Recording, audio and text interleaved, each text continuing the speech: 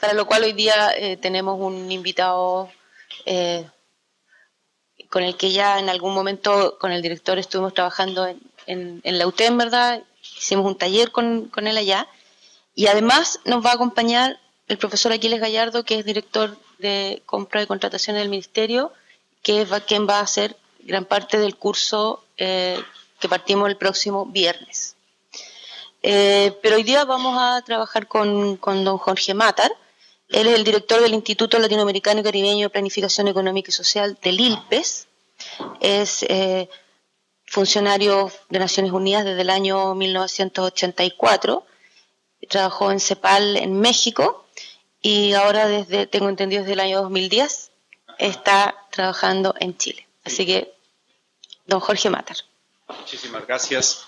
Muy buenos días a todos y todas. Quisiera empezar por preguntarles si todo el mundo sabe lo que es la CEPAL. ¿Hay alguien que no sepa qué es la CEPAL? Todo el mundo sabe lo que es la CEPAL. Entonces, no vamos a hacer una introducción.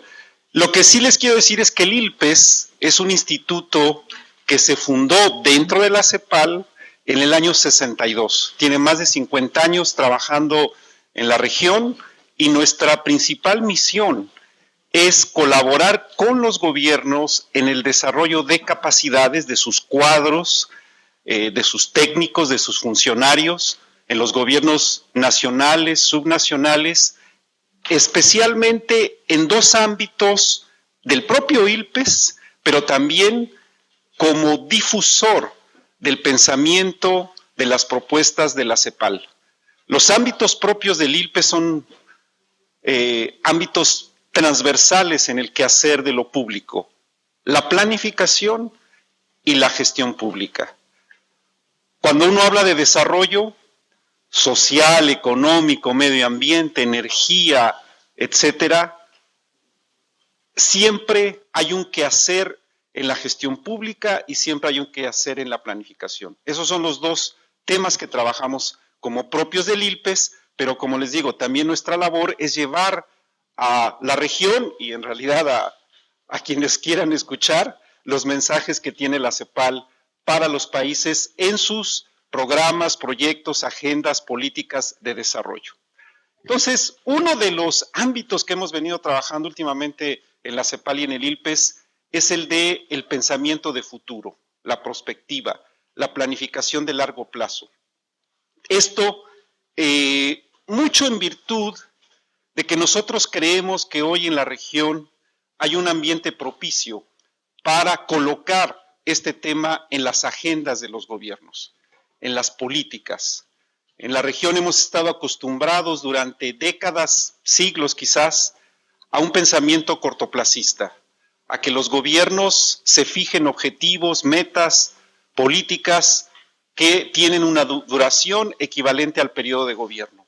Y nosotros creemos que ya es el momento de pensar en políticas de Estado, políticas que miren más allá de los periodos gubernamentales y que, como decía un colega, piensen en la próxima generación y no en la próxima elección.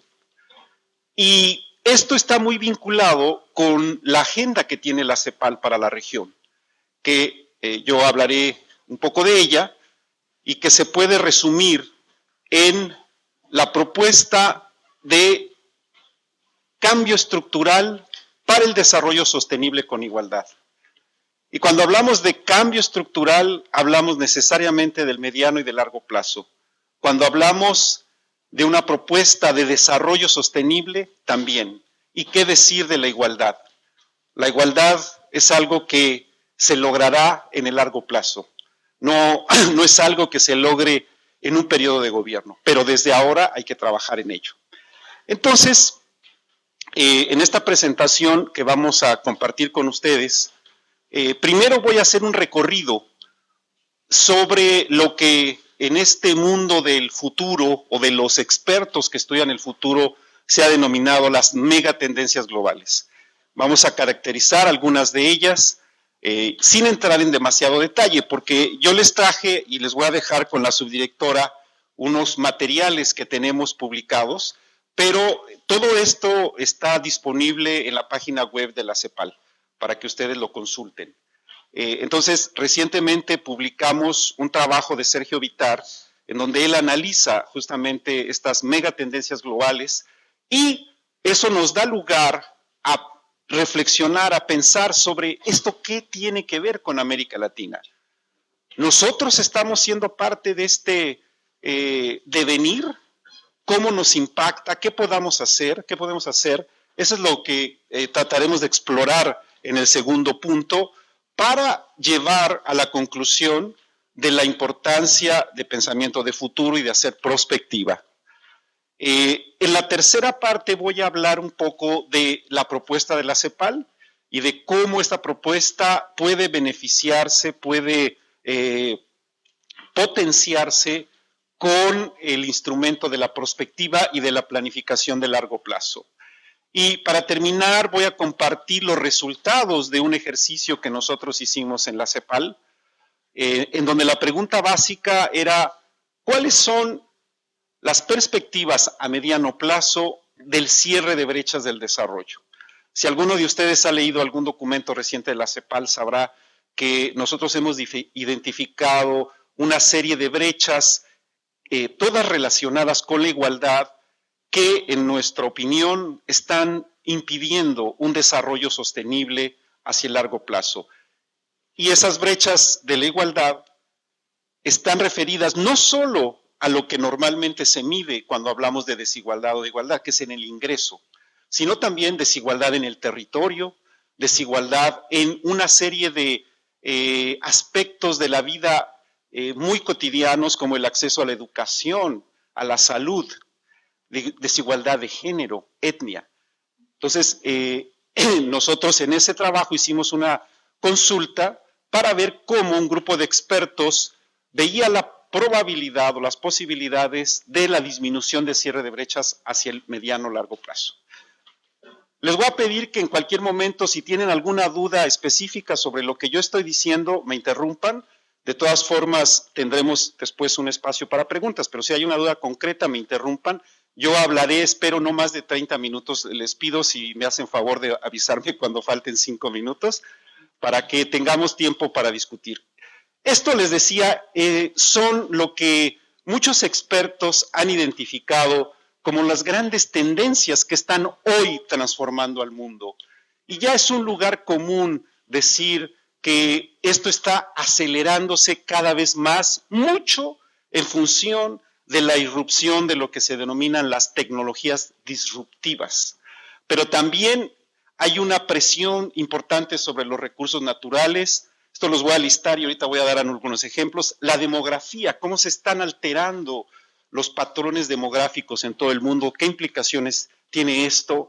La geopolítica, cómo hoy ya no estamos hablando de un mundo en donde hay una potencia económica y militar, sino que hay varias, cómo esto se configura, qué se prevé para el futuro, las consecuencias del cambio climático, algo que, aunque todavía no siente la Tierra los efectos plenos de este fenómeno, sabemos que está presente y que será un fenómeno que cada vez tendrá mayores efectos en todos los aspectos de la vida del planeta. Y finalmente el empoderamiento ciudadano, el ascenso de la participación ciudadana en todos los procesos electorales, económicos, políticos. ¿Qué está significando esto? Entonces, en el documento que les decía yo que escribió Sergio Vitar para nosotros, estaba todo esto mucho más detallado, así como en otros estudios que han salido en los últimos tiempos y que también están citados en el estudio de Sergio Vitar. Vemos, de aquí, estas son, cuando hablamos de tecnologías disruptivas, estas son las que normalmente se identifican. No voy a entrar al detalle de ellas porque, insisto, está en el trabajo de Sergio Vitar. Solo me voy a referir a la primera, que es que me parece casi algo de ciencia ficción. Si uno lo escucha y lo piensa, parece ciencia ficción, pero en realidad no lo es. No sé si ustedes hayan oído hablar de la ley de Moore. ¿Alguien conoce la ley de Moore? Es una ley de un científico que afirma, y está demostrada, que aproximadamente cada 2 años se duplica la velocidad de los transistores, de los chips. Y al mismo tiempo se disminuye a la mitad su tamaño, ¿sí? Esto se ha venido observando desde hace décadas. Y hoy la discusión está en que hay una limitante física a esta ley, porque la reducción del tamaño de estos chips no puede abarcar o no puede llegar más allá del tamaño de las moléculas del material que se utiliza para los chips, que es el silicio. Entonces, ya está investigándose por la física cuántica una alternativa para mantener esta ley, pero ya no sobre principios físicos, porque, como les digo, llega un momento en el que no se puede disminuir más el tamaño de ese pedazo de silicio. Y esto ya está experimentándose, ya está dando resultado para que esta aceleración de los transistores y de los chips pueda seguir sucediendo, pueda mantenerse este paso tan veloz del incremento en la velocidad y al mismo tiempo con materiales cada vez más pequeños. No es ciencia ficción, está pasando y pronto tendremos aplicaciones ya en la industria y todos los consumidores tendrán posibilidades de disfrutar de estos beneficios de estas tecnologías. También la energía inteligente, sabemos que es una de las grandes preocupaciones del planeta, el uso de energías eficientes, limpias. Hay una serie de investigaciones que ya están dando resultados para un uso mucho más eficiente de la energía. En fin, no voy a entrar en el detalle porque pasaríamos mucho tiempo, solo doy el ejemplo de la ley de Moore. Otro fenómeno que se analiza mucho respecto de la energía tiene que ver con los recursos naturales, en este caso el agua. Estas son algunas cifras que son muy impactantes por la cantidad de agua que requieren la elaboración de diferentes tipos de alimentos. Impresionantemente, fabricar un kilo de carne de vacuno requiere 15,000 litros de agua. Entonces, se está ya investigando una cantidad de metodologías, de tecnologías, para hacer un uso mucho más eficiente del agua y llevar a una producción de alimentos que no sea tan depredadora de un recurso que en algunos lugares es tan escaso como el agua. Pero estas son tendencias y hoy en día esta es la realidad.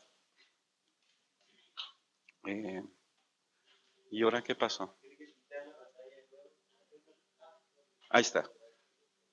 En materia de energía, también un cambio que se está observando que es muy importante para la configuración de la geopolítica del futuro es cómo en los Estados Unidos la demanda de petróleo de sus abastecedores en todo el mundo está disminuyendo. Ustedes saben que Estados Unidos ha desarrollado unas tecnologías para extraer gas del subsuelo, y más allá de la polémica que todo esto ha generado por el impacto medioambiental, todas las previsiones indican que para el 2035 los Estados Unidos prácticamente dejará de importar petróleo de Medio Oriente, mientras que otros países como China estarán importando ingentes cantidades de petróleo, así como la India, producto del crecimiento de las economías de estos países y desde luego también del tamaño de la población que tienen estos países. Entonces, estas tendencias es muy difícil que se alteren y tendrán un impacto muy importante en la configuración de la geopolítica mundial en las próximas décadas. Otro fenómeno tiene que ver con cómo en estas tendencias globales se reposicionan las clases medias. Esto quisiera destacar que hoy en día, por favor, fíjense solamente ahorita en el año 2009, para no entrar en demasiado número, o sea, más o menos hoy, esto no ha cambiado mucho del 2009 para acá. América Latina, con 181 millones de personas ubicadas en las clases medias, representa alrededor del 10% de esas clases medias en todo el mundo, mientras que Asia-Pacífico un 28%. Lo interesante es cómo va a evolucionar esto. a lo largo del tiempo. No solo en términos absolutos, que claramente se irá fortaleciendo ese segmento de la sociedad, pero en términos relativos, 2/3 de las clases medias del mundo en el 2030 estarán en los países de Asia-Pacífico. 2/3. Imagínense el poder de compra, la demanda, el consumo de alimentos, de energía, de bienes, etcétera. Todas las implicaciones que esto puede tener. Y justo hoy, no ayer ni antier, hoy sale en El País, si ustedes reciben El País, y si no lo pueden comprar, adiós pobreza, hola clase media. Más de 56 millones de latinoamericanos salieron de la miseria desde el 2000. Más de 56 millones. La mayoría, por cierto, viene de... ¿Qué país contribuye significativamente a esta entrada a las clases medias, o lo que es lo mismo a la disminución de la pobreza? Brasil. Brasil, no he leído la nota, pero según nuestras estadísticas, Brasil en los últimos 10 años sacó de la pobreza a 38 millones de personas. ¿Y esto qué representa? Demandas renovadas en esa nueva clase media, ¿sí? Todo un reto para los hacedores de la política pública que desde hoy tienen que estar pensando ya en eso, no en lo que en mi gobierno va a suceder con esta dinámica, sino en lo que vamos a enfrentar como nación, como Estado, a 10, 20 o 30 años. ¿Cómo se va a distribuir el poder económico en el mundo? Hoy en día China representa alrededor del 17% del producto mundial. La proyección es que en el 2030 va a ser el 28%. De nuevo, una implicación muy importante, en particular para Sudamérica, que tiene en China, como saben, a uno de sus principales socios comerciales y también en materia de inversiones. Esto va a significar un descenso en el peso que tienen países como los Estados Unidos, que hoy es el que tiene el mayor peso, que pasaría del 23 al 18%. El siglo de Asia. Hace un par de años, puede que más, el Banco de Desarrollo de Asia publicó un estudio que analizaba tendencias del desarrollo de la economía mundial y el papel que ocupa Asia en esas tendencias, con una visión de largo plazo. Y una de las cosas que ellos se planteaban era que el siglo XXI, era el siglo de Asia, lo cual a mí me causaba me llevaba al recuerdo de que cuando nuestra región estaba creciendo fuerte a mitad de la década pasada, se hablaba de la década de América Latina. Entonces, eso de nuevo nos remite a lo que yo les planteaba al principio, de que no pensamos más allá del corto plazo. Estábamos muy contentos con que fuera la década de América Latina. Finalmente fue una década de buen crecimiento, pero claramente nos dejó muchos claroscuros que estamos ahora viviendo. En cambio, si vemos una visión de muy largo plazo, ya muchos quizás no sepamos que en el siglo XVIII la región de Asia era la mayor productora, la que tenía el mayor porcentaje de la producción del mundo. Hubo un declive y vean cómo ustedes a partir del siglo, de la segunda mitad del siglo XX, o sea, un periodo muy, muy corto, realmente 50 años, ya hoy está con más de un tercio de la producción mundial y la previsión es que para el 2050 la región de Asia tenga la mayor proporción del producto mundial. Estas también son grandes tendencias. Del cambio climático creo que no hay nada que agregar, es un tema que se ha venido visibilizando crecientemente en todo el mundo, así que es un hecho, no es tampoco, todavía hay algunos científicos que se aventuran a plantear que se ha exagerado, pero creo que todo el mundo está convencido de que el ascenso de las temperaturas está teniendo ya efectos hoy y los tendrá mucho mayores hacia mitades de este siglo, si es que no se hace algo. Y esto impacta en todo, agricultura, salud, pobreza, migración, toda la vida de la humanidad. Y en particular en esta región, en América Latina y el Caribe, tenemos una zona que es extremadamente vulnerable frente a fenómenos naturales extremos, que es el Caribe y Centroamérica, y por eso es muy importante para nuestra región estar muy alertas, preparados y hacer todo lo que se pueda para adaptar o mitigar los efectos del cambio climático. Y finalmente, en estas megatendencias es muy importante también considerar qué está pasando con la ciudadanía, con este ascenso de las clases medias que mencionábamos, pero también, desde luego, y quizás aquí mucho pensando en nuestra región, estamos viviendo desde hace varias décadas un periodo de apertura democrática muy distinto a la que sufrimos en los 50, 60 y 70, con unas clases medias que van ascendiendo, como vimos, y que representan demandas renovadas de una ciudadanía mucho más empoderada y con acceso a formas de demandas frente a sus gobiernos, la educación, sin hablar mucho de la calidad, porque ahí sí no nos va muy bien, pero en términos de cobertura, tenemos ya prácticamente en todos los países una cobertura casi de 100% de la educación básica.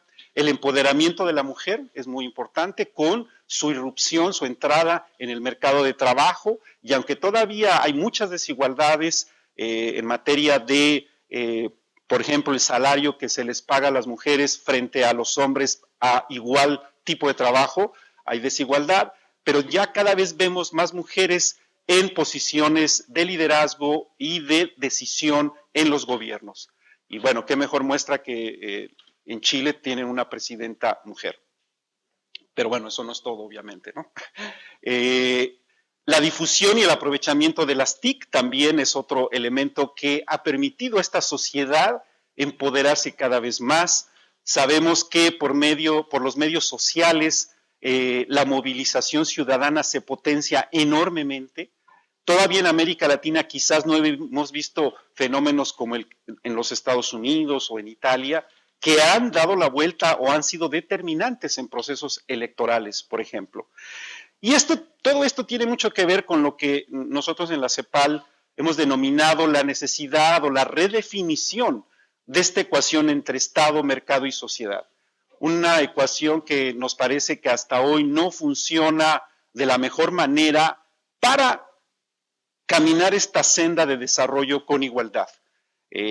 Eso, bueno, tampoco voy a entrar en el detalle, pero lo menciono porque lo pueden encontrar en los documentos de la CEPAL. Entonces, en síntesis de estas megatendencias, hay algunas que francamente son irreversibles, ¿sí?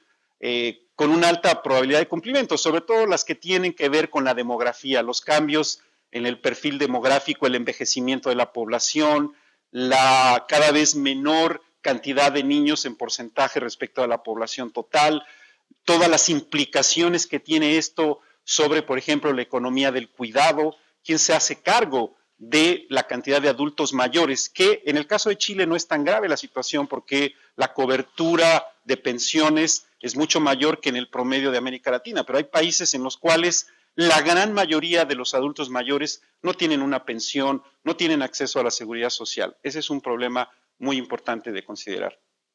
Sabemos que el cambio tecnológico se va a profundizar, pero para mí lo más destacado de esto es que no tenemos mucha idea de en qué, en dónde, para dónde va. Y esto seguirá teniendo un impacto muy importante en las vidas de todas las personas de la humanidad. Y desde luego que también queda mucha incertidumbre por muchos fenómenos que es difícil, bien difícil de anticipar, como lo que sucedió en Ucrania hace muy poco tiempo, en donde en el seno de Naciones Unidas ni idea tenían que iba a pasar esto, tuvieron que convocar a reuniones de emergencia y claro, la crisis no se ha resuelto, ahí está presente.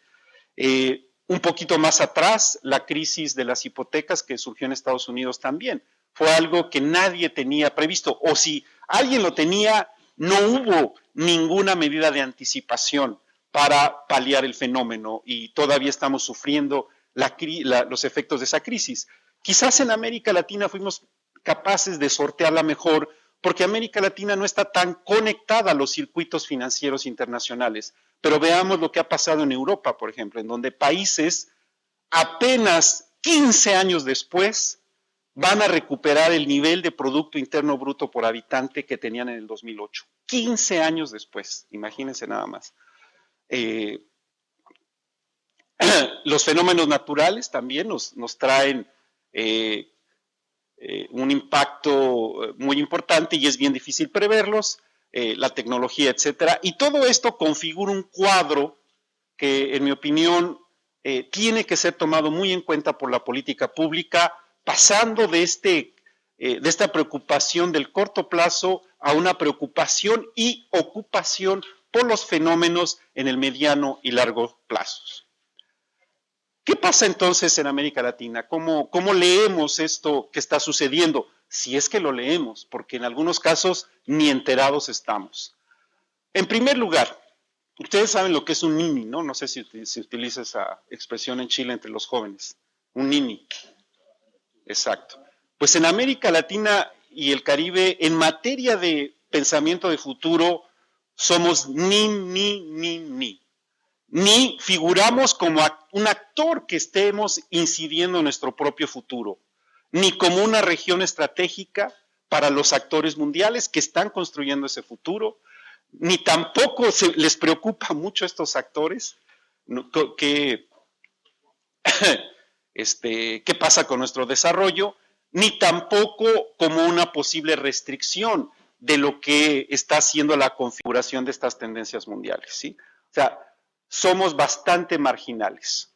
Hay una serie de estudios que salieron de unos 2 años para acá, elaborados en Estados Unidos, en Europa, en China, en Corea, en los cuales se hace una visión del mundo alrededor del 2030. Una visión del mundo vista desde cada uno de estos lugares. O sea, cómo ve China el mundo en 2030 y cómo ve China su inserción en ese mundo del futuro. Cómo ve Estados Unidos el mundo en el 2030 y cómo se ve Estados Unidos en ese mundo. Más importante aún, ¿qué está haciendo Estados Unidos para construir ese mundo del 2030? ¿Qué está haciendo Europa? ¿Qué está haciendo Corea y qué está haciendo Japón y China? Y en ninguna de esas visiones aparece América Latina. Nada. Aparece de repente Brasil como parte de los BRICS, pero realmente somos bastante marginales. ¿Cómo era la cosa acá que se traba esto? Ya. Entonces, vivimos en un mundo de incertidumbre y precisamos de anticipación y prospectiva. La anticipación para prevenir o aprovechar, ¿sí? Porque no todos son malas noticias. Es decir, los hacedores de política pública, y bueno, yo estoy ahorita refiriéndome más al ámbito de gobierno, pero por supuesto que la sociedad en su conjunto, el sector privado, la academia, debe desarrollar estos instrumentos para prevenir, evitar un impacto mayor de choques externos, pero también para aprovechar, porque esos choques externos pueden tener impactos positivos. Y lo importante también es que no hay ninguna fatalidad. Nosotros podemos incidir en ese cambio, ¿sí? Como lo han mostrado los países desarrollados. Justamente la prospectiva, muchos dicen, es el arte de construir el futuro, o es un instrumento que nos ayuda a construir ese futuro. Y el pensamiento de futuro como estrategia y la prospectiva como herramienta son esenciales para provocar rupturas y cambios estructurales.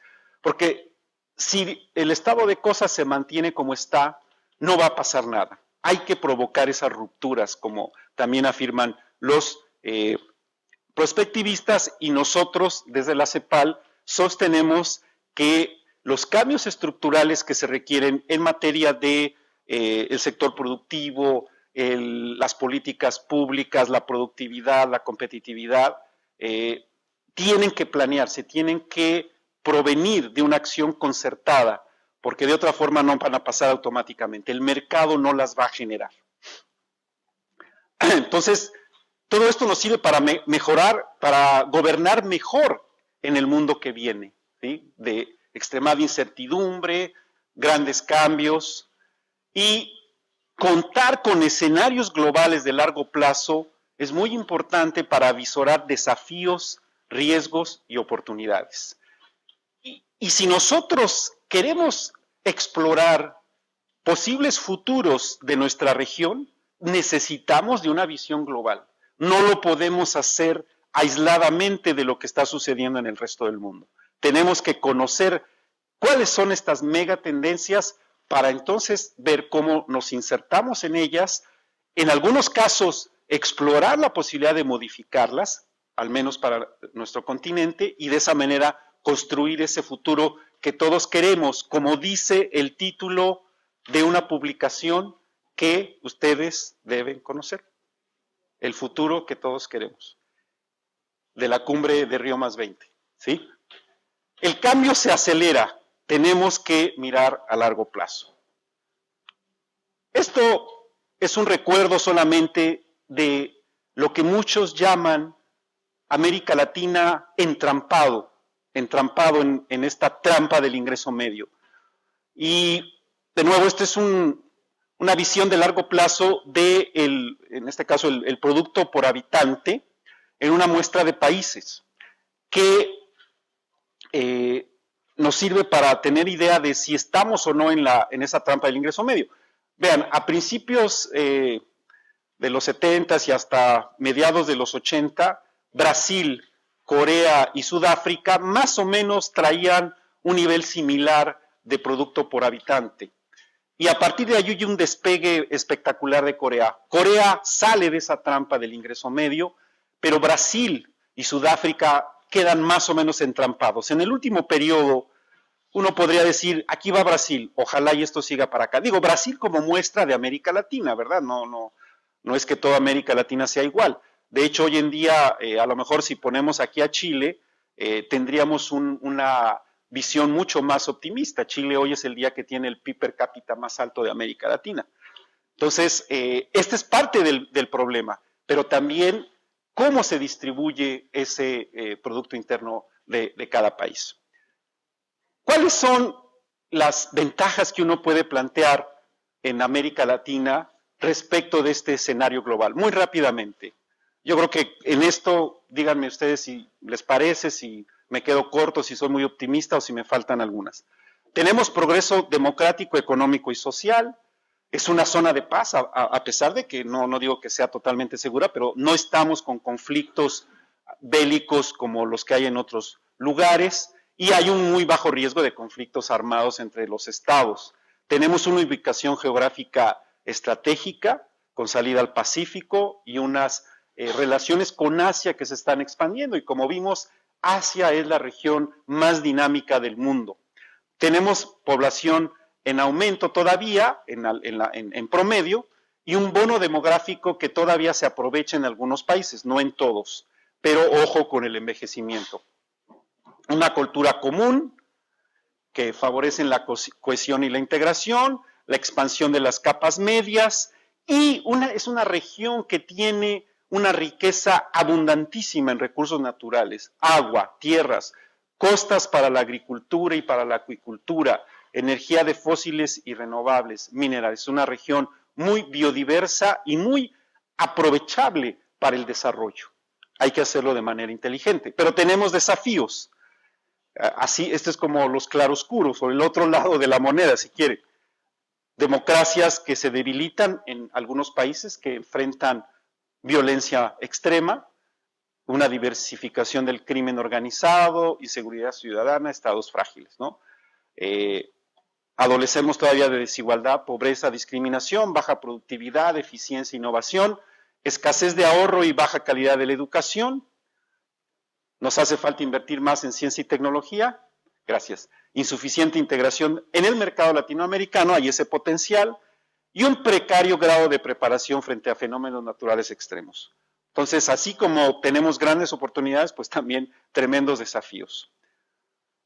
Déjenme ahora pasar a la propuesta que traemos nosotros en la CEPAL, que tiene que ver con el cambio estructural para la igualdad. Y esto parte de que nosotros identificamos hoy como un momento en donde es factible generar una ruptura de un modelo de acumulación concentrador de riqueza para transitar hacia la igualdad a través de los cambios estructurales que se proponen.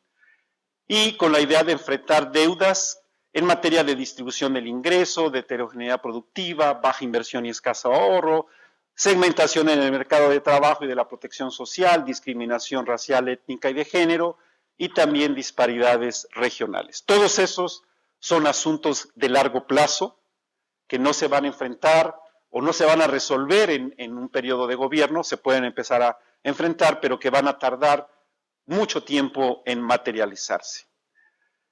Ahora, tenemos un esquema que admite la necesidad de continuidad en algunos aspectos y de ruptura en otros.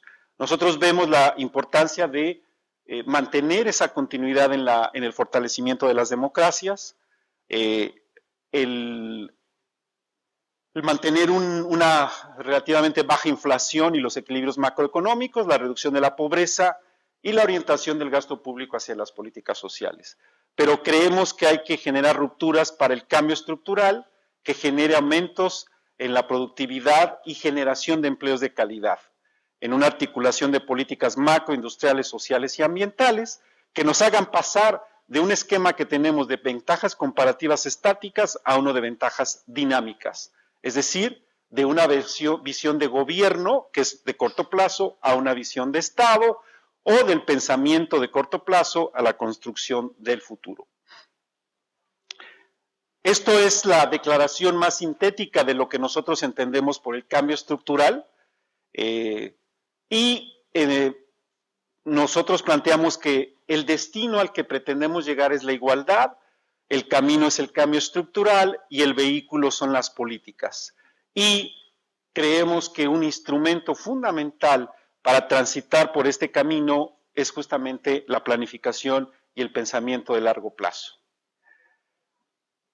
Ya para no extenderme más, les voy a decir muy brevemente el resultado del ejercicio que hicimos en la CEPAL para examinar las visiones de mediano plazo respecto del cierre de brechas que se identifican en los estudios de la CEPAL. Déjenme pasar rápidamente. Esta es la conclusión básica más importante que se puede resumir en un desempeño aceptable sin cambio estructural. O sea, esta consulta la hicimos hace año y medio y el tipo de respuestas que recibimos nos dan una idea de que las tendencias relativamente favorables del desarrollo de la región se mantienen, pero sin una aceleración de las mejoras. Y eso sucede porque no hay una expectativa de cambios estructurales. Y por temas, aquí estas son las brechas que nosotros analizamos. En lo económico, un optimismo moderado, pero sin cambios en los ingredientes que lo suscitan. Nosotros no solo, digamos, ponderamos el nivel de crecimiento, sino cómo se compone ese crecimiento. No es lo mismo crecer con un impulso de las exportaciones de materias primas con muy poco valor agregado que crecer la misma tasa con unos productos que tengan mayor valor agregado, mayores encadenamientos con el resto de la economía y también en una visión de largo plazo mayor sostenibilidad.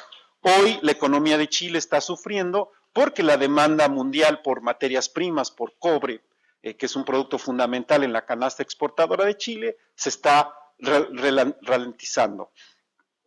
Pues esa es una primera inferencia. Las brechas productivas son amplias y resistentes, o sea, no vemos un cierre de brechas en cuanto a las diferencias en productividad.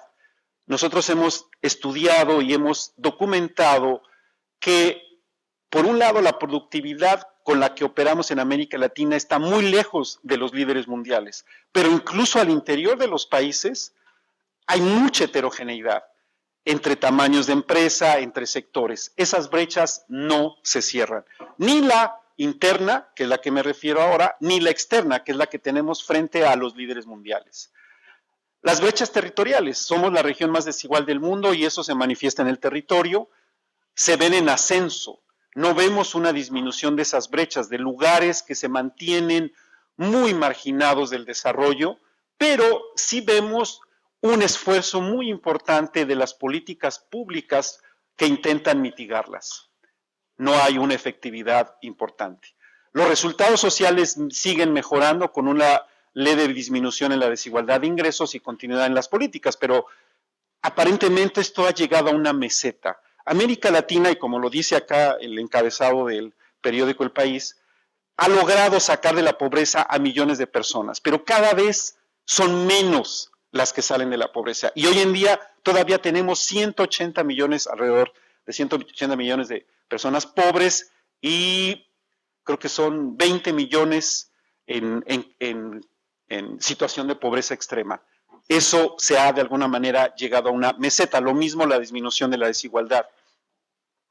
Un aspecto fundamental que nosotros trabajamos y en aras de un desarrollo sostenible tiene que ver con la carga tributaria, que es muy baja en América Latina y sobre eso se mantiene una aceptable tendencia en materia de recaudación, inversión y gasto, aunque no se prevén transformaciones, no se prevén rupturas. Nosotros planteamos que la política fiscal, la política tributaria en América Latina en general, adolece de dos grandes problemas. Primero, el nivel. Recaudamos el 18% del PIB, muy bajo. Segundo, la estructura. La mayor parte de lo que recaudamos es por ingresos, por impuestos indirectos, no impuestos directos. Y los impuestos indirectos son regresivos. Tenemos que ponderar mucho más la recaudación de impuestos directos porque esos son los más progresivos. Ahí está el pendiente. Y finalmente, la otra brecha que analizamos es la del cambio climático, que se mira con creciente, con impactos sociales negativos y significativos en agricultura y energía. Muy bien. Voy a terminar, o sea, estas fueron las grandes resultados de esta encuesta, que vamos a continuar, vamos a hacer una nueva auscultación entre fines de este año y principios del próximo. Pero quería terminar con los trabajos que hemos estado realizando en materia de pensamiento de futuro y de prospectiva en el ILPES, con este hilo conductor. O sea, nuestro interés no es un interés académico, como lo hay en muchas universidades e institutos. En América Latina hay capacidad de pensamiento de futuro y prospectiva en muchas universidades, y eso queremos llevarlo al quehacer de la política pública. Nosotros sostenemos que es importante que en las administraciones públicas exista institucionalmente un área de estudios de prospectiva, de pensamiento de futuro, de anticipación de eventos. Desarrollar esas capacidades es a lo que estamos apuntando. Nosotros estamos realizando un proceso de diálogos ministeriales de planificación. Tenemos encuentros periódicos con las autoridades de planificación para recoger y sistematizar lo que se está haciendo en materia de planificación, especialmente de largo plazo en América Latina, a través de este proceso de diálogos ministeriales. Hemos dado asesoría a algunos países, algunos gobiernos nacionales y también a regiones de países. Estamos trabajando en el caso de Chile con la región del Biobío, que están desarrollando ellos un observatorio sobre o que apunta a las necesidades de educación al 2030 en esa región. Es muy importante lo que está sucediendo, en parte por las tendencias demográficas, por la tecnología, los cambios que se están dando en la necesidad de educación. Cada vez menos niños, los sistemas de educación. Vamos a enseñarle a nuestros niños, como a mí me enseñaron, que había que aprenderse de memoria las capitales de todos los países del mundo. Eso ya no sirve.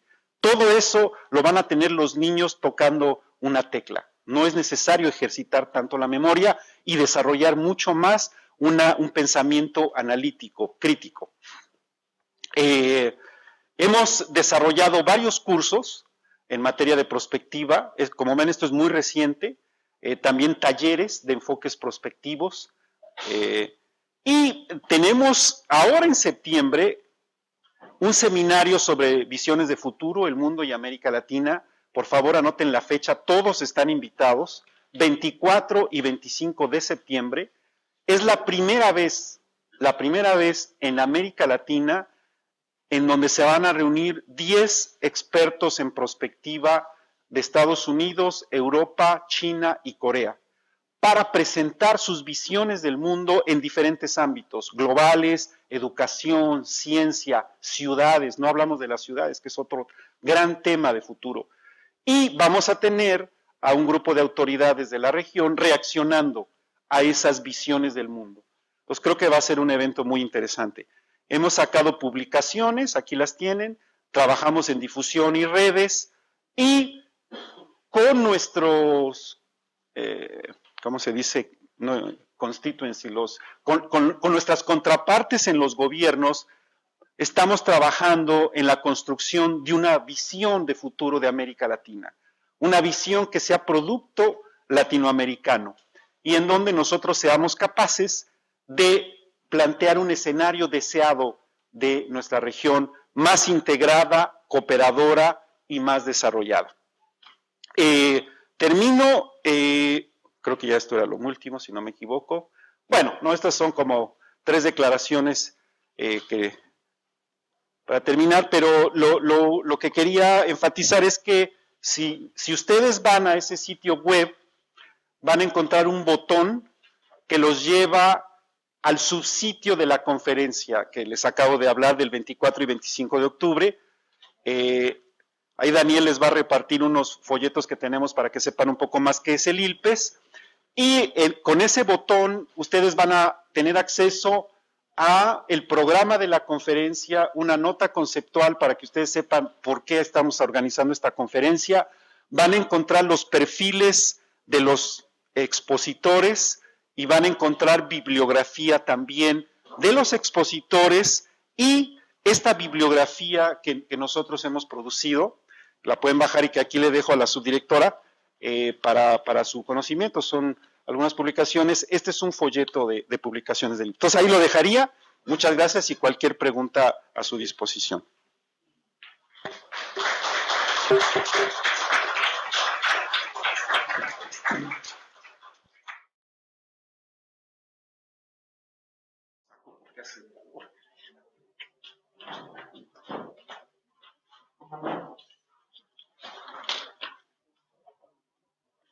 Ah, sí. Sin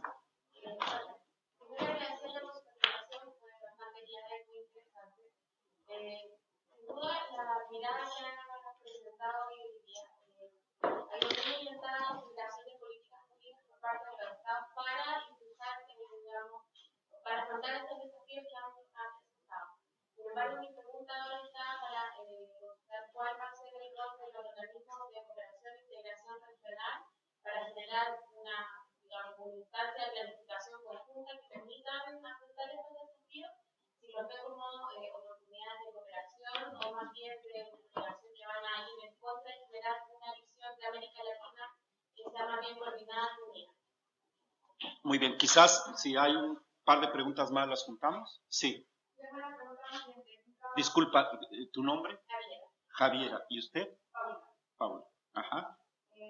Cuando estaba hablando de que hacían talleres de curso de capacitaciones respectivas, quería saber qué talleres se aplican, porque quizás estar los cargos más ministeriales, eso también denota un progreso, como que en 4 años, y el conocimiento se haga también con ellos. Quería saber a qué nivel lo están aplicando a niveles intermedios de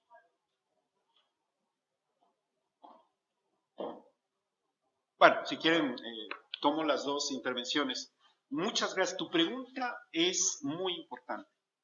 Y nosotros, el ILPES tiene un cuerpo de gobernanza o un órgano subsidiario que se llama Consejo Regional de Planificación, que está constituido por las autoridades de planificación o similares en los países de toda América Latina y el Caribe.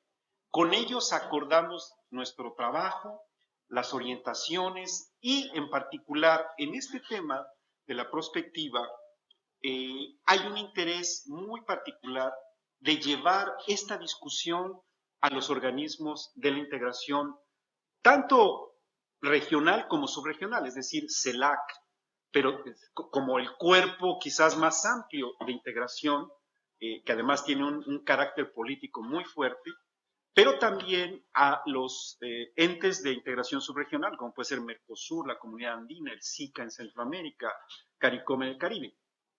Y nosotros creemos que esto puede ser un tema de estos organismos, que lo tomen ellos y lo impulsen.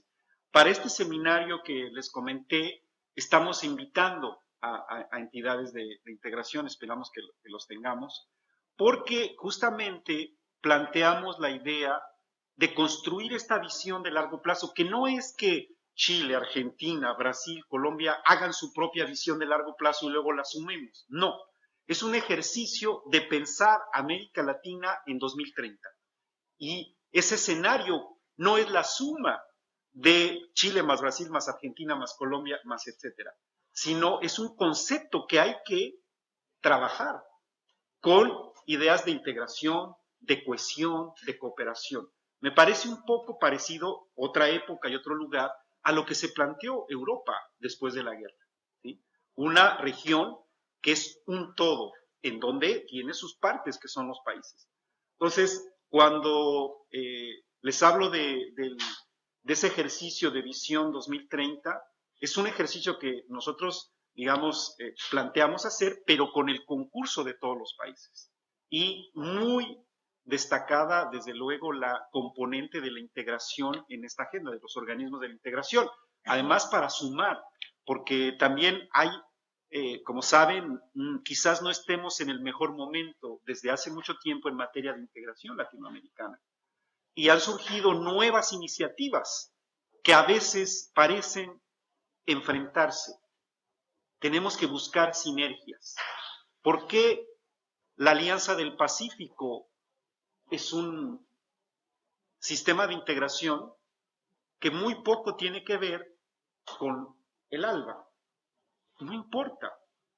Se puede dialogar, y si ponemos como elemento de diálogo esta idea, esta aspiración de una América Latina en el 2030, yo creo que hay mucho espacio para dialogar y para encontrar las sinergias entre dos organismos de integración que parece que no tienen espacio para dialogar. De repente puede sonar muy utópico, pero ustedes que son jóvenes tienen que también ir pensando en eso. Respecto de la pregunta de Paula, el ILPES en general apunta en su capacitación a cuadros medios de gobierno. Ese es nuestro foco. Creemos que ahí es en donde se puede generar procesos de cambio. Pero también, en algunos casos, nos interesa trabajar con líderes o con funcionarios que están más cerca de la toma de decisiones, que también provoquen el cambio. En el caso de los cursos que hemos hecho de prospectiva, son básicamente de tres tipos. Uno es una introducción a la prospectiva, pensada sobre todo para gente que ha tenido poco contacto y que queremos que lleve ese conocimiento a sus lugares de trabajo. Cuadros medios de ministerios de planificación, de salud, de economía, de energía, de obras públicas, un amplio espectro. Y ahí lo que les enseñamos son herramientas, bueno, una introducción a la prospectiva, sus herramientas, y hacemos un ejercicio prospectivo. Ese es un tipo de curso. Un segundo tipo es un curso que apenas acabamos de hacer una primera versión, que es más analítico, más de filosofía, si quieres, de enfoques diversos de la prospectiva.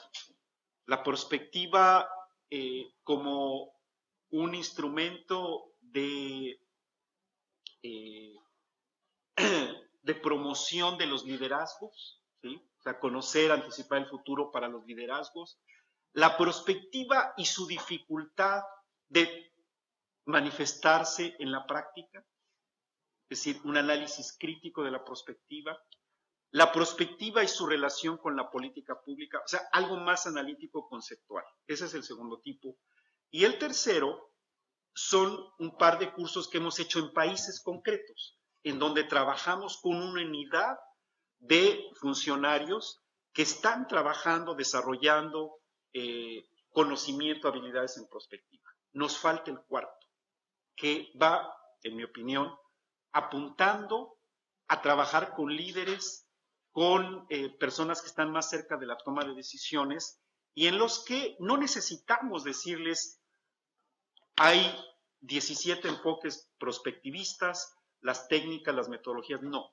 Hay que hablarles más de cómo la prospectiva le puede servir a un líder, porque, como ustedes saben, los políticos siempre están en el corto plazo. Ellos tienen una función que tiene que visibilizarse, mostrarse de inmediato. Es muy difícil que un político lleve votos a las urnas hablando del 2030. Entonces, ahí está el reto, me parece, en este diálogo. O sea, cómo generar un discurso, una narrativa en líderes y políticos en donde esté presente esa visión de futuro, pero que sea también atractivo para la atracción de la ciudadanía, lo cual al final se traduce en votos. No tengo la respuesta, pero queremos trabajar en esto y bueno, aquí les quiero compartir que hemos recibido mucha retroalimentación en este sentido de alguien que todo el mundo conoce aquí, que es Sergio Vitar, que fue ministro acá y una personalidad que hoy está preocupada por el futuro y con él, bueno, publicamos su trabajo y estamos pensando todas estas cosas. Así que están invitados a postular a los cursos. Sí, por allá hay una pregunta. ¿Tu nombre? Mariana. Mariana.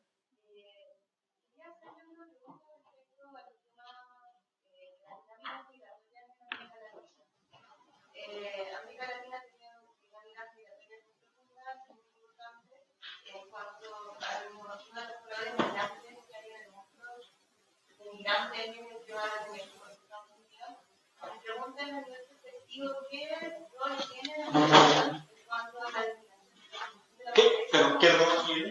La migración en cuanto a la disminución de la pobreza como consecuencia de las desigualdades que usted menciona y también me pregunto respecto al tema de la fuga de cerebro y cómo atraer a migrantes que están altamente relacionados a sus países de origen para que Voy a dar una pregunta desde un conocimiento muy básico que tengo de ello. Pero como dicen en Centroamérica, la población vota con los pies. Se va. O sea, el fenómeno migratorio es cada vez más diversificado y complejo, pero en esencia sabemos que la población de estos países se va con un costo enorme porque prácticamente no tiene condiciones de vida decente en sus lugares de vida. Y son personas que están dispuestas a correr graves riesgos, incluso de vida, aspirando a algo mejor para ellos y sus familias. Eso tiene consecuencias en muy diversos ámbitos. Disgrega familias, genera unos desequilibrios en las comunidades de origen. Hay lugares, por ejemplo, en México, en donde la población joven masculina casi no existe, pero también genera un fenómeno de remesas que en algunos lugares se convierte en la principal fuente de sustento de las comunidades. No se puede negar. Pero también, por otro lado, como en El Salvador, que es un país pequeño,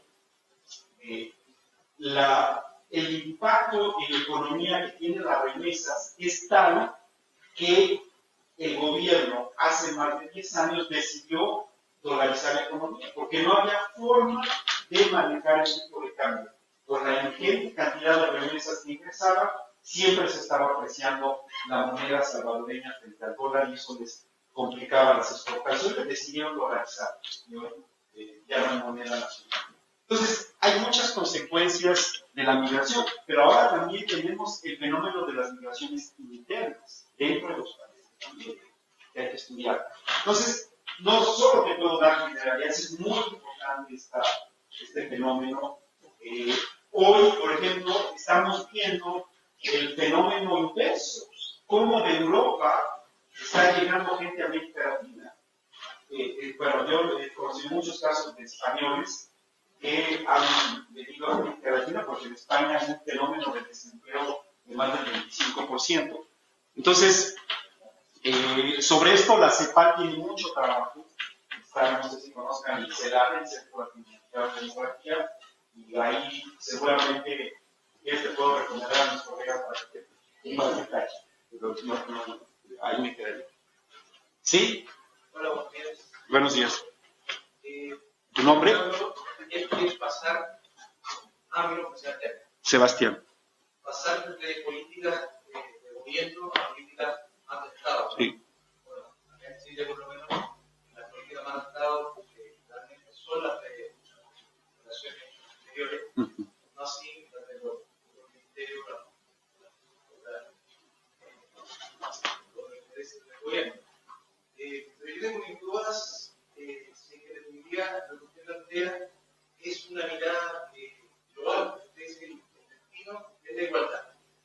Yo no sé si la realidad de la sociedad tiene esa mirada como destino. El camino es camino estructural. Hemos visto que para hacer algunas reformas en Chile hemos tenido serios problemas y no hay una mirada común como herramienta a la política. También hay algunos que dicen que la política no tiene que incluirse en la económica. Entonces, en definitiva, la pregunta es: ¿qué grupos ustedes, como se van con su planteamiento, se han dado cuenta y han sido más reticentes a los cambios que ustedes proponen? Mira, eso, yo creo que eso varía mucho de país a país. Y el planteamiento o los planteamientos que en general hace la CEPAL no son recetas de ninguna manera, porque reconocemos la diversidad, la heterogeneidad que hay en la región. Cuando nosotros hablamos de igualdad, creo que no lo dije, pero es muy importante precisar que partimos de la Carta de las Naciones Unidas y consideramos a la igualdad como un derecho. No queremos que todos sean iguales, no queremos que a ti te guste el café y a él también, y al final te guste el chocolate, no. Un derecho, es un principio filosófico.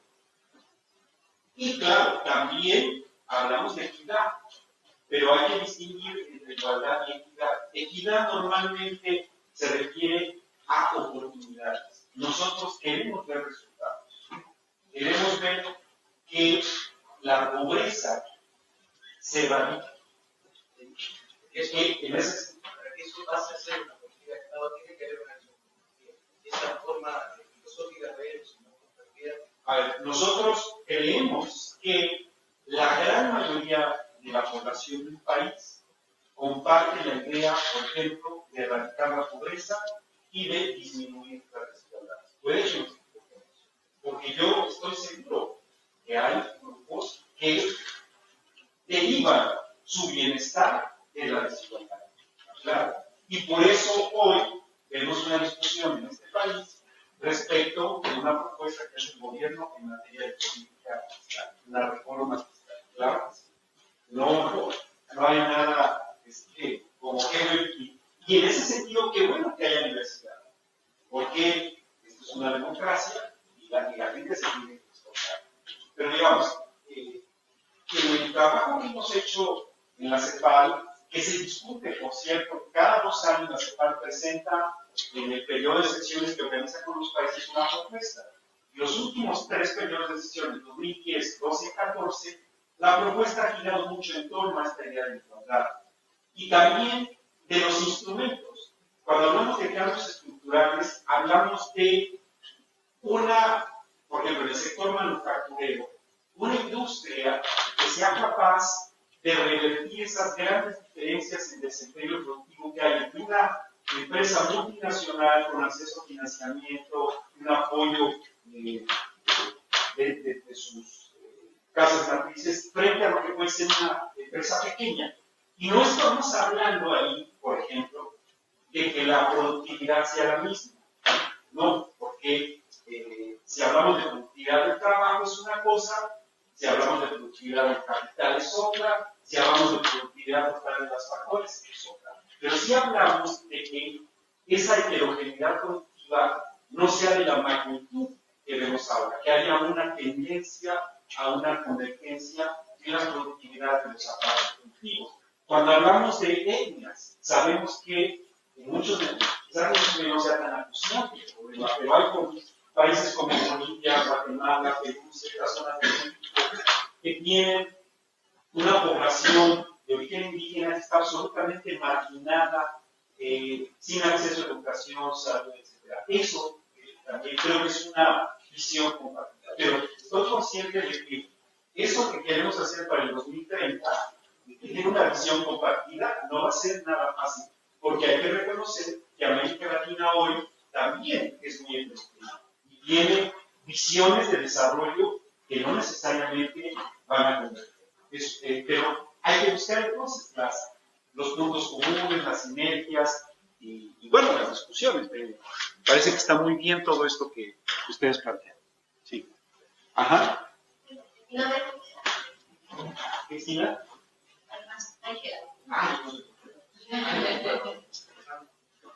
Te comentaba con esto que la década es considerada como la década de América Latina. Todo esto tiene que ver con altos niveles de crecimiento de la región. Entonces, mi pregunta va,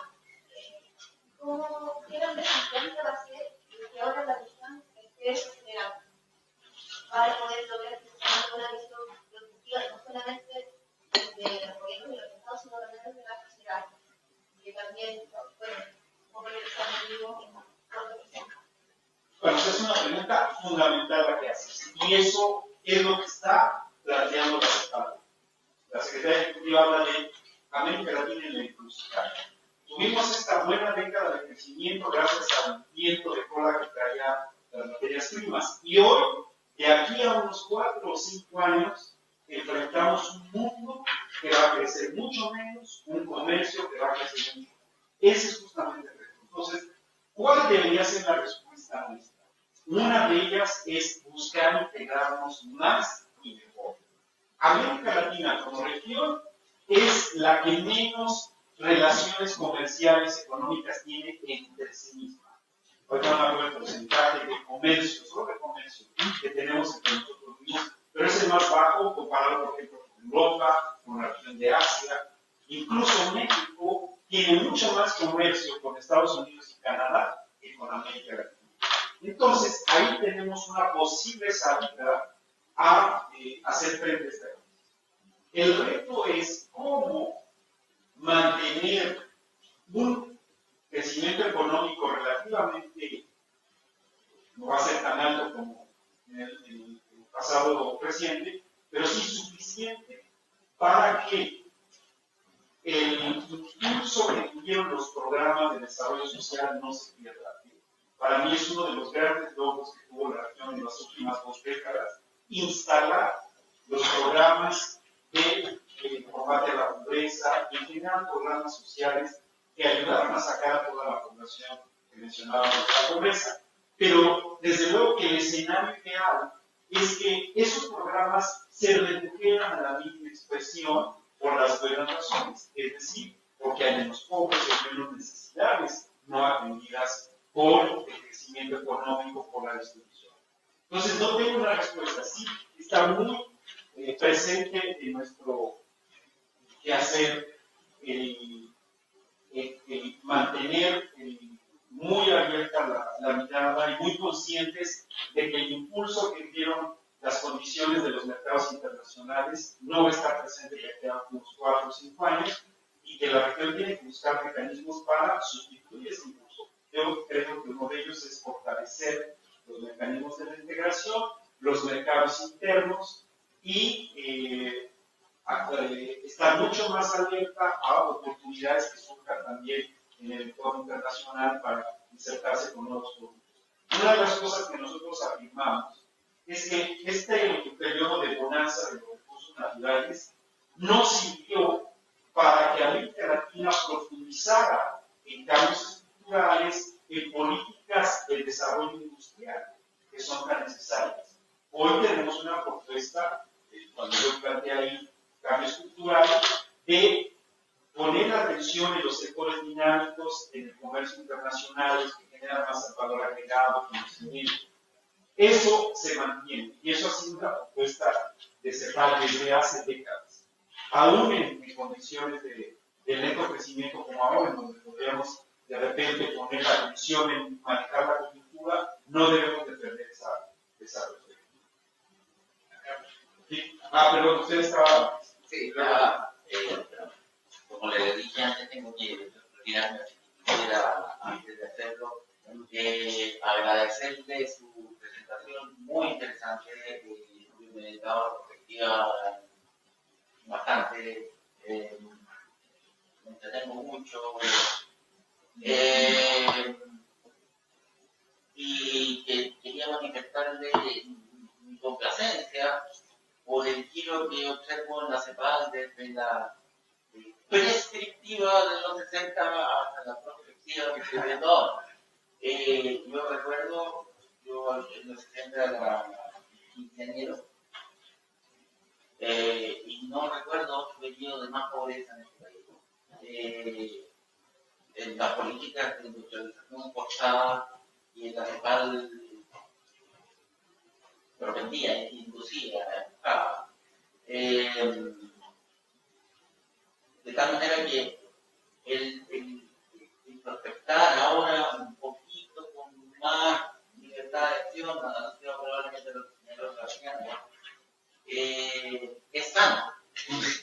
Ver el futuro que viene y no el que queremos que sea, porque algunos burócratas en algunos gobiernos o en algunas instituciones de Naciones Unidas quieren.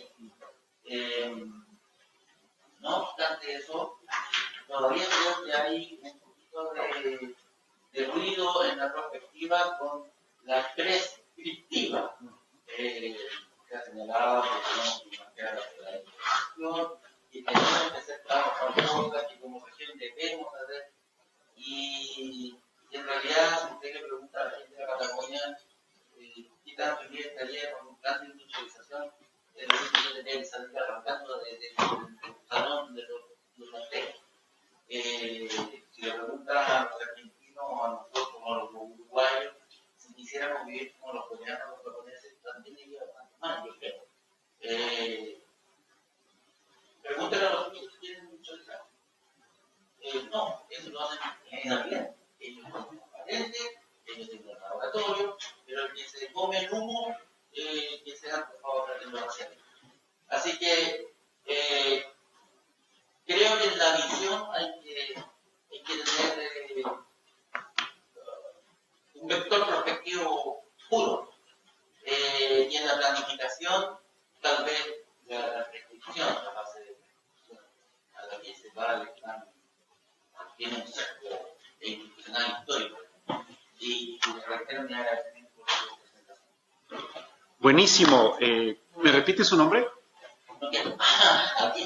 Aquiles. Me parece excelente su intervención porque me da pie para manifestar lo siguiente. Prospectiva y planificación son dos animales distintos. Y justo cuando empecé la conversación, quise advertir que yo vengo de la CEPAL y yo tengo que hablar de las prescripciones y mensajes de la CEPAL. La prospectiva, como dice uno de los grandes prospectivistas que seguramente usted ha leído, Antonio Alonso Concheiro, la prospectiva es reflexión. La prospectiva es para imaginarnos el futuro, para generar escenarios. Ese es el ejercicio al que nos lleva la prospectiva. La política pública, la planificación, es acción.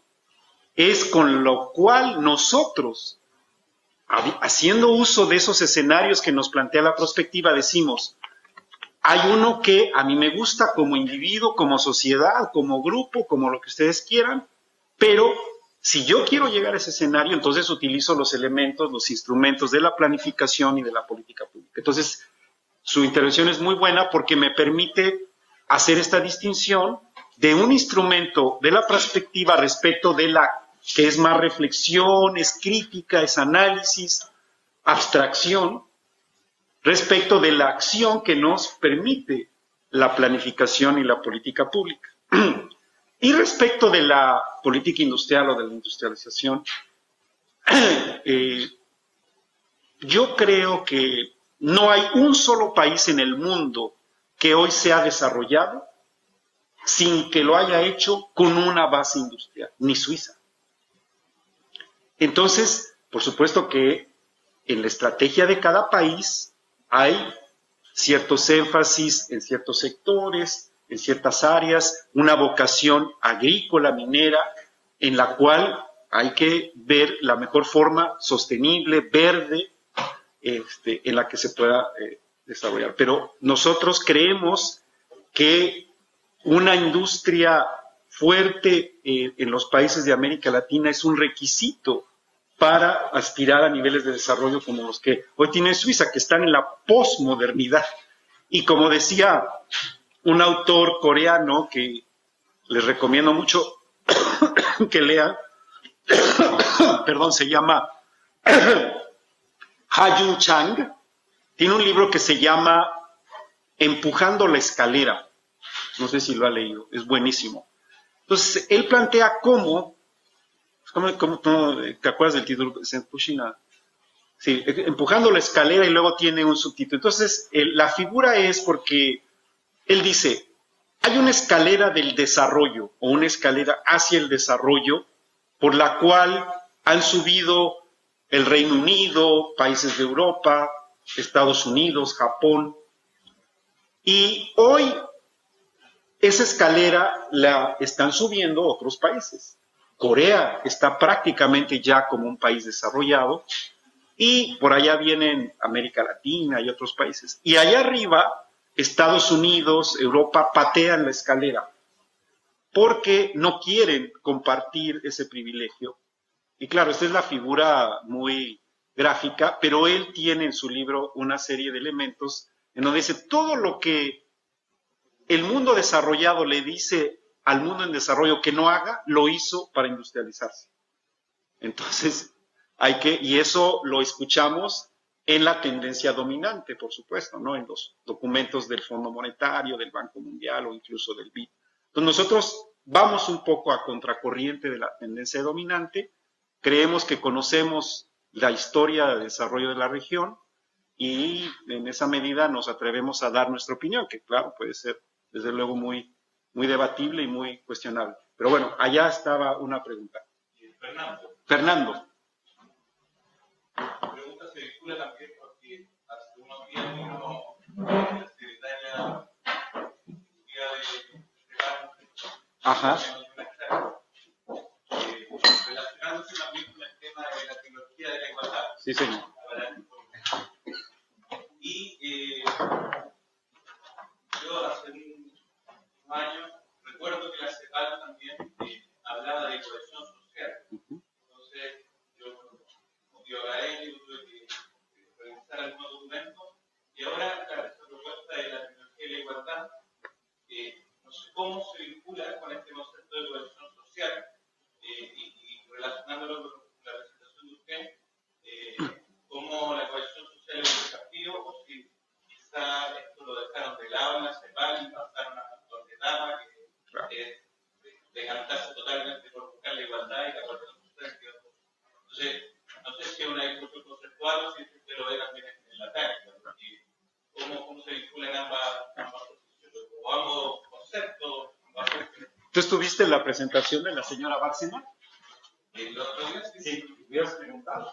Es que ya no Esa pregunta es muy buena, es demasiado buena. Es tan buena que no me voy a preguntar. Solo voy a esbozar una reflexión.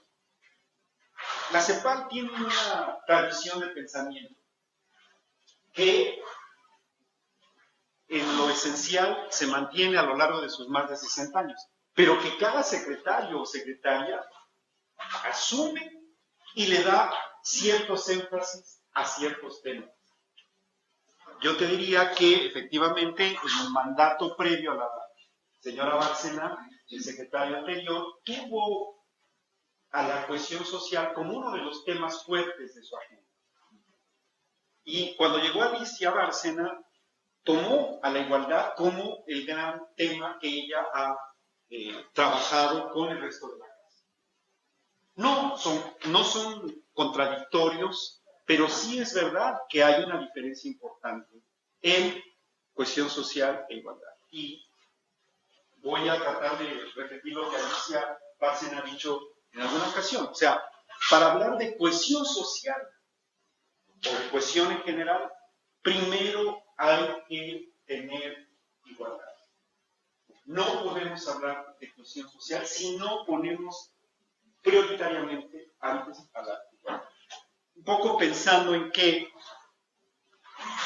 tú puedes tener mucha cohesión local, digamos, no global, local, sin igualdad. Por ejemplo, nadie dudaría que en países donde los grupos étnicos, grupos indígenas son importantes, en su interior hay mucha cohesión. Pero respecto del resto del país, hay mucha desigualdad.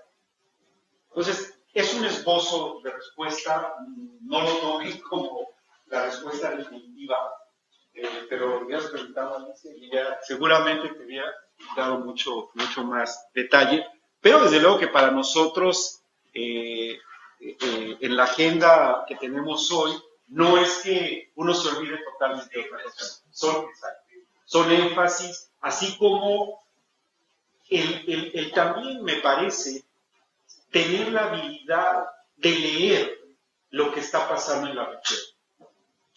La CEPAL en los años 90 era muy difícil que planteara un discurso de igualdad o de cambios estructurales, porque ahí la tendencia dominante permeó toda la política pública en la región. Nos parece que hoy el ambiente es más propicio para hablar de política industrial, para hablar de igualdad, porque también creemos que eso está pasando en los países. Nosotros hemos revisado alrededor, casi todos los planes, agendas de desarrollo que hay en la región, y en prácticamente todos hay una consideración muy destacada de la igualdad, de la aspiración de igualdad, ¿no? Como derecho. Y bueno, el gobierno actual en Chile creo que lo tiene muy alto. Pero muy... La próxima vez voy a preparar mejor le voy a preguntar a Alicia para contestarte alguna otra, porque creo que ya sería el tiempo de ir cerrando, ¿verdad? Creo que ya fue bastante, así que creo que con eso podemos concluir. Muchas gracias, Jorge, por habernos acompañado. Recuerdo de la academia. Muchas gracias. Muchas gracias, a la orden, y los esperamos a todos y todas que vengan al seminario. Va a estar bueno. Vean la página web, inscríbanse y está abierto a todo el público. Bueno.